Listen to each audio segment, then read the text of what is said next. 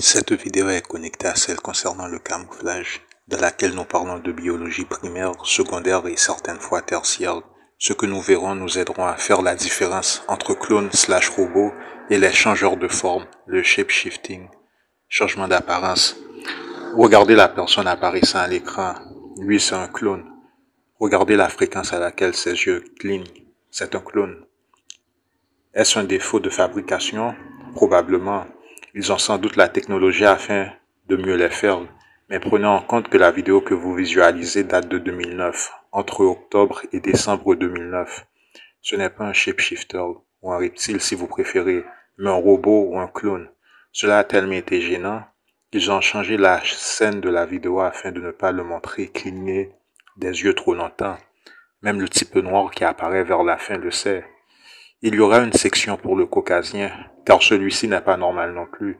Il n'est pas un clone, mais quelque chose d'autre. Il était déjà suspect lors de cette vidéo, mais j'ai une autre vidéo pour vous. A-t-il toujours été ainsi? C'est un autre sujet et nous ne savons pas. Il aurait fallu le connaître de près. Mais sachez que tout clone est inspiré de personnages réels, de personnages qui peut-être ne vivent même pas au niveau de la surface terrestre. Skip Bayless, c'est son nom. La déformation des sourcils n'est pas normale. Des sourcils normaux ne font pas cela. L'élément déclencheur, tueur et définitif concerne l'œil, ses yeux. Même en fermant l'œil, les derniers paraissent ouverts. Regardez bien, on dirait bien deux apparences, un certain point, en insistant donc que bien que l'œil soit fermé, le dernier semble être ouvert à la fois. Et c'est le masque. Ce type a-t-il toujours été ainsi? On ne le sait pas. On sait cependant que leurs biographies sont en mesure d'être construites afin de concorder. Remarquez comment le type Stephen A. Smith, le noir, prononce des lèvres les mots et termes que Skip le caucasien doit prononcer.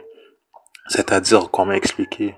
En eux sont insérés une double peau, une couche de peau supplémentaire, secondaire, pas celle que nous connaissons, enseignant, mais une vraie doublure au sein de la même biologie, si cela fait sens.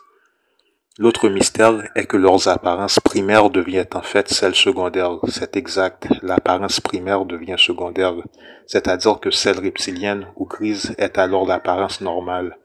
Voilà le mystère, c'est en fait cette expérimentation que nous mentionnons via l'extrait dont vous êtes familier. La différence est qu'avec le camouflage extraterrestre, c'est en fait un visage en superposition, un double visage se trouvant au sein de la biologie. Si vous ne comprenez pas, et c'est compliqué, prenez comme exemple Venom, Spider-Man et Carnage. Remarquez que leur costume est plus qu'un costume, spécialement pour Venom et Carnage. C'est une biologie dotée de sa propre personnalité et caractéristiques. Mais en dessous de celle-ci se trouve la première version biologique de la personne en question. Il semble que dans le cas de ces genres de personnes, suite à l'expérimentation, la première version biologique devient secondaire et la nouvelle version devient celle primaire. La différence est que ces personnes font toujours usage de l'ancienne biologie comme étant celle primaire, et cela vient avec un prix, car la première apparence biologique se trouve enfermée dans une capsule de temps qui peut expirer. À vrai dire, leurs anciennes apparences, bien que cela peut paraître bizarre, n'est plus leur vraie apparence, car cette apparence n'est qu'une apparence de façade, bien qu'ils continuent à en faire usage au sein de la société. Reprenons des passages et vous verrez à l'aide d'un nouvel extrait. A-t-il toujours été ainsi? C'est un autre sujet et nous ne savons pas. Il aurait fallu le connaître de près. Mais sachez que tout clone est inspiré de personnages réels, de personnages qui peut-être ne vivent même pas au niveau de la surface terrestre. Ce type a-t-il toujours été ainsi? On ne le sait pas. On sait cependant que leurs biographies sont en mesure d'être construites afin de concorder. Les explications se trouvent au sein du monde souterrain. Extrait. Combien d'hommes/d'humanoïdes du monde souterrain se trouvent au niveau de la surface? Cela varie en fonction des circonstances, mais en moyenne de 2 à 2,5 millions. Ces gens en ont-ils conscience? Évidemment. Ont-ils des missions dont ils sont en connaissance? Savent-ils pourquoi ils circulent au niveau de la surface? En effet, ce sont des agents provocateurs, des crises d'acteurs, des mentors. De notre point de vue, leur mission serait néfaste, positif. Font-ils partie des membres du gouvernement, des gens contrôlant les politiciens, positif, mais aussi des gens de grande influence au sein du monde de la communication? Oui, oui et encore oui. Certains d'entre eux se trouvent-ils sur YouTube? Positif. Et avec beaucoup d'abonnés au sein de la chaîne. Encore oui. Pouvez-vous nous révéler leurs identités? Négatif. S'il vous plaît, une partie de leur mission est-elle la révélation de l'existence des extraterrestres, de préparer la masse? En partie, mais en coordination avec le projet de dépopulation. Ces gens sont donc nés dans les bases souterraines, correctes, et élevés dans ces bases, correctes, et font leurs apparences soudaines à l'âge adulte, se procurent, sont accordés des travaux, corrects, extrait de rappel. A-t-il toujours été ainsi? C'est un autre sujet, et nous ne savons pas. Il aurait fallu le connaître de près, mais sachez que tout clone est inspiré de personnages réels, de personnages qui peut-être ne vivent même pas au niveau de la surface terrestre. Ce type a-t-il toujours été ainsi? On ne le sait pas. On sait cependant que leurs biographies sont en mesure d'être reconstruites afin de concorder. Les explications se trouvent au sein du monde souterrain. Donc ces personnes que vous avez vues sur ESPN, etc., les Broussard, les Bayless, les Stephanie Smith, il se peut qu'ils viennent du monde souterrain. Et bien sûr, ces compagnies, telles que ESPN, les hauts placés le savent, sont au courant. Ils sont préparés et placés. Ils n'ont pas de problème à se trouver un emploi. On le leur procure. Certains gens sur le web m'ont demandé de vous poser la question au sujet de l'ARP, un genre d'antenne. C'est un déguisement, un camouflage pour autre chose. Et qu'est-ce donc? Un projet d'application d'ondes électromagnétiques en théorie pour le transfert menant à des positions de périmètre. Mais qu'est-ce que cela signifie? Si fait usage comme désigné, prévu, conçu et théorisé, cela permettra un contrôle invisible ainsi qu'une facilité de mouvement entre niveaux de densité aussi bien qu'au niveau de la surface terrestre que souterraine. C'est un déguisement, un camouflage pour autre chose. Un déguisement, un camouflage pour autre chose. Qui est donc responsable de la construction? Plus qu'une entité, quel groupe? Invelco, Infogis ainsi que Nikon et des intérêts banquiers. Donc ce ne sont que des compagnies de couverture et de camouflage, pratiquement. Donc ce ne sont que des compagnies de couverture et de camouflage.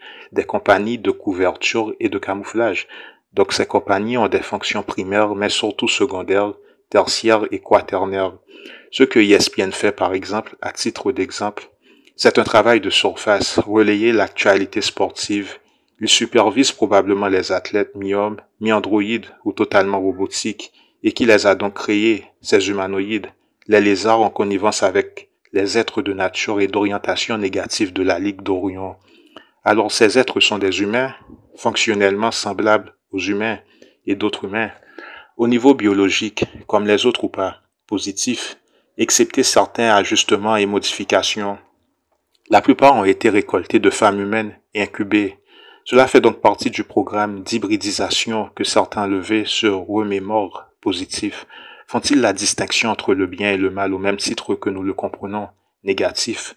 Selon notre perspective, correspondent-ils à des êtres ayant subi un programme de lavage de cerveau?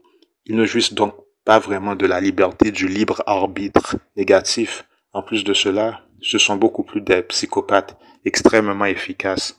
Entre extraits d'un autre extrait, parlez-moi encore des Néphilim, je vous prie, une race d'êtres de densité 3, provenant d'une planète dans un autre point particulier de la galaxie qui ont été enlevés, reprogrammés et rééduqués par les lézards afin d'agir comme leurs exécuteurs au cours d'une ère particulière que vous mesurez comme étant votre passé. Rééduquer, la rééducation, la reconfiguration des zones cérébrales est donc une forme de rééducation. Voilà ce que nous devons voir. Nous vous avons déjà révélé que HARP, d'acronyme HARP, H-A-A-R-P, est un projet d'équipement de camouflage destiné à capturer et moduler le champ électromagnétique pour des objectifs de contrôle total, pour la modalité de paramètres de mode de configuration des ondes cérébrales afin d'établir un système de contrôle total au niveau de la surface planétaire dans quelque densité que ce soit, spécialement la 3 et la 4.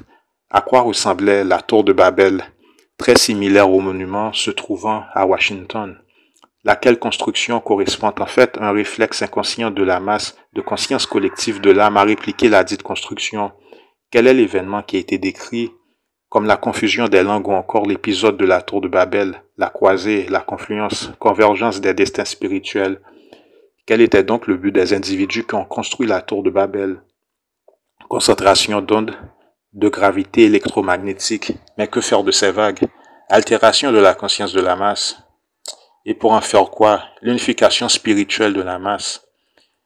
Qui sont donc les dieux qui ont tourné leur regard vers la tour de Babel, envers ceux y réalisant la construction dans le but de détruire l'intention d'unification, les lézards? Et quoi d'autre ont-ils fait à cette humanité afin de générer la confusion, lavage de cerveau via l'implémentation des plans suite aux abductions? Fait de l'entre-extrait, on voit donc que la tour de Babel correspondait donc à une forme de résistance ultime, oui ultime, avant que nous tombions littéralement sous leur contrôle. La tour de Babel date probablement de l'époque atlantéenne. Toutes ces sources de transmission datent Atlantide de 10 000 à 12 000 années. Beaucoup de gens pensent en fait que cela ne date vraiment que de 400 à 500 années. Nous vous avons déjà dit pourquoi. Plus vous repoussez des faits à une époque, une distance temporelle lointaine, plus il est consciemment difficile pour la conscience de s'en souvenir, bien que ce fait a peut-être eu lieu il y a seulement 500 années. Hypothétiquement, le concept de race tel que nous le connaissons date en fait de 400 à 500 années. Et qu'est-ce qui se passait il y a 400 à 500 années? La colonisation. La différence est qu'ici, nous vous disons que les périodes de colonisation humaine correspondent en fait à des périodes d'évasion extraterrestre.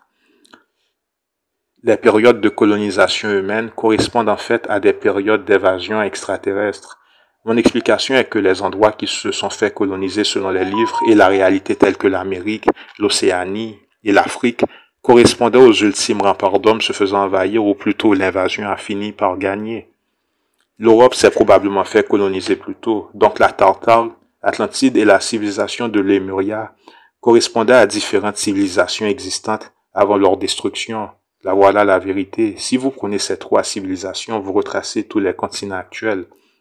L'Eurasie entre l'Asie et l'Europe correspond principalement à la civilisation de Tartare. En Afrique, c'est principalement Lémuria avec l'Océanie, et l'Atlantide correspond principalement à l'Amérique. En fait, la ressemblance, le parallèle est que l'Atlantide était une force colonisatrice humaine au même titre que l'Amérique l'est aujourd'hui. Donc aucune surprise, c'est en fait une reprise à micro-échelle de ce qui s'est passé à cette époque. Atlantide avait déjà été envahie par des idéologies reptiliennes. La plupart des tombées de comètes en Europe à l'époque ont été causées par la guerre. Le désert du Sahara n'a pas toujours été un désert. C'est documenté, le désert est dû à des retombées nucléaires. En fait, c'est pourquoi certains endroits en Afrique, bien que riches, sont dénués d'eau. En fait, le désert du Sahara correspond à l'œil, une certaine base cosmique sur Terre. Veuillez chercher l'œil du Sahara et vous constaterez de vous-même. Lors de cette guerre, croyez-le ou pas, les êtres de Dorlaka, les Néphilim ont été rééduqués afin d'attaquer cette planète, car l'unique avantage avec le clone est qu'il est possible de créer une armée de clones afin d'envahir et de les multiplier à volonté, lorsque la technologie et les ressources le permettent. Évidemment, pour des gens, des âmes comme nous, l'idée de clonage est quelque chose d'abominable. En détruisant la tour de Babel avec le changement atmosphérique, nous sommes devenus petits. La tour de Babel est fondamentalement une source, une structure de pouvoir, tel un arbre de vie et de la mort, l'arbre du bon et du mauvais. Prêtez attention à cette vidéo particulière au niveau de l'écran. À titre d'exemple, pensez-vous que les orages et éclairs actuels ne sont que des orages et des éclairs? C'est en fait une guerre actuelle qui a lieu et qui est masquée à l'aide d'un nuage. Il y a des trucs non-hommes qui meurent au sein du monde souterrain, c'est le jugement. Ce sont des armes nucléaires super précises et automatiques qui sont basées selon un signal de fréquence électronique. La destruction d'Hawaï est une destruction basée selon un signal de fréquence électronique. Dès que les personnes dites concernées reflètent la mauvaise fréquence, bonjour les problèmes. Veuillez observer que les arbres ne sont pas détruits. Dans l'Apocalypse, il est dit ne faites aucun mal aux herbes, à la végétation de la terre et à aucune personne ayant le sceau de vie en eux. Une fréquence donc. Et je fais cette remarque pour une raison précise. Les Andromédiens ont un impact énorme avec la technologie. Les Andromédiens ont placé illégalement des écoutes électroniques, visuelles, de contact au niveau de l'énergie et de l'expérience sexuelle. Cela s'est passé il y a de nombreuses années, lors du siècle précédent. Afin d'être bref, lorsque vous avez des relations intimes avec une personne contaminée d'un bug, vous interceptez ce bug et c'est pire que les STD, les HIV, car c'est basé sur un signal électronique, électrique, de résonance. Souvenez-vous de cela, c'est configuré selon un signal de fréquence électrique. Une fois la relation consommée, l'acte intime, vous serez suivi via cet acte, bug par d'autres êtres assez négatifs et sombres. Une personne telle que Sargon de l'Arcadie a-t-il émergé d'une base technologique? et a-t-il eu un rôle de partition malveillante et prétendant être un ancien? Ces genres de personnes seraient éduquées en congruence par rapport à la société de l'époque. Nettoyage de mémoire précédant l'implantation de la mission. Cependant, à cette époque, la technologie n'était pas si adéquate de telle façon à assurer le succès de la mission. L'aboutissement n'était pas toujours certain. Alors vous dites qu'il sélectionne des gens au sein de ce monde, les force à s'habiller et converser selon l'environnement sociétal qui est lui-même similaire à celle de la surface terrestre avant de la libérer au sein de l'environnement spécifique, correct.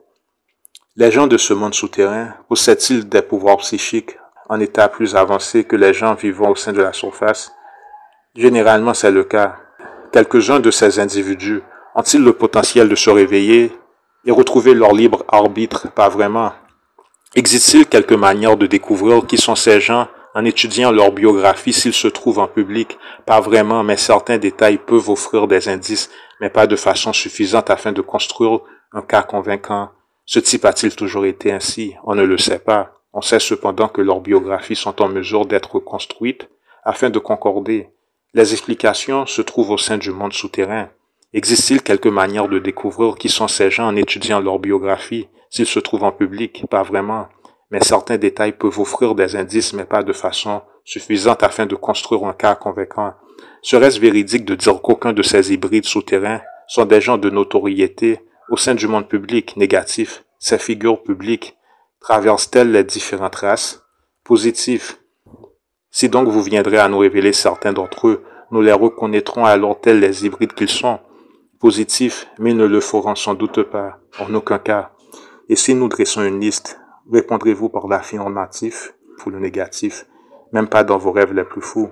Certains de ces hybrides sont-ils réinsertés au sein de ces femmes, au niveau de la surface afin d'être mis au monde normalement?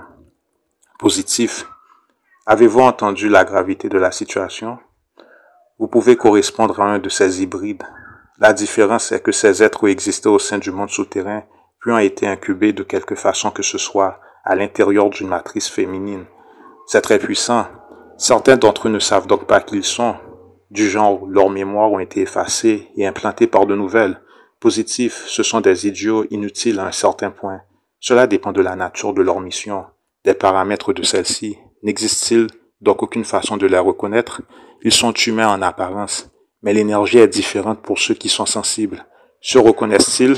Positif. N'existe-t-il donc aucun indice à rechercher? Ce n'est plus une voie utile. En d'autres termes, suivre cette ligne de connaissance, ces questions sont-elles dangereuses? Correct.